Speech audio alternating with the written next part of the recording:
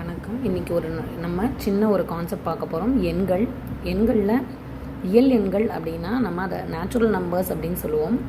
Natural நம்பர்ஸுங்கிறது எல்லா positive நம்பர்ஸையும் சேர்த்த தொகுப்பு தான் இயல் எண்கள், நேச்சுரல் நம்பர்ஸ்ன்னு சொல்லுவோம். அதை இங்கிலீஷில் என் அப்படின்னு சொல்லிட்டு டினோட் பண்ணுவாங்க. முழு எண்கள், அதாவது ஹோல் நம்பர்ஸ் அப்படின்னு சொல்லுவாங்க. டபிள்யூ அப்படின்னு அதை டினோட் பண்ணுவாங்க. முழு எண்கள்ன்றது 0லேருந்து எல்லா பாசிட்டிவ் நம்பர்ஸும் சேர்த்த தொகுப்பு தான் முழு எண்கள் அப்படி சொல்லுவாங்க. நெக்ஸ்ட்டு முழுக்கள். முழு எண்கள் வேறு, முழுக்கள் வேறு. முழுக்கள் அப்படிங்கிறத இங்கிலீஷில் இன்டீஜர்ஸ் அப்படின்னு டினோட் பண்ணுவாங்க.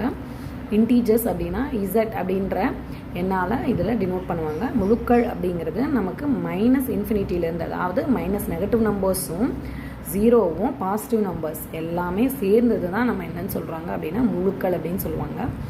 நெக்ஸ்ட்டு தசம எண்கள் அப்படின்னா நமக்கு தெரியும் டெசிமல் நம்பர்ஸ் அப்படின்னா நம்ம இந்த டாட்டடாக எழுதக்கூடிய இந்த நம்பர்ஸ் வந்து தசம எண்கள் அப்படின்னு சொல்லுவாங்க. இதில் இந்த டாட்க்கு முன்னாடி இருக்கிற எண் முழு எண்ணுன்னு சொல்லுவாங்க. இந்த டாட்க்கு பின்னாடி இருக்கிறது டெசிமல் டிஜிட்ஸ் அப்படின்னு சொல்லுவாங்க.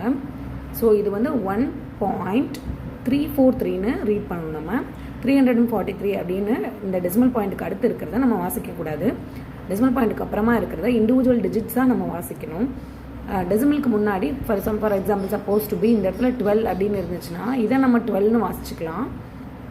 அதே நேரத்தில் டெசிமல் பாயிண்ட்டுக்கு அடுத்து இருக்கிற டிஜிட்டை இதை சப்போஸ் டு பி 656ன்னு நம்ம வாசிக்கக்கூடாது.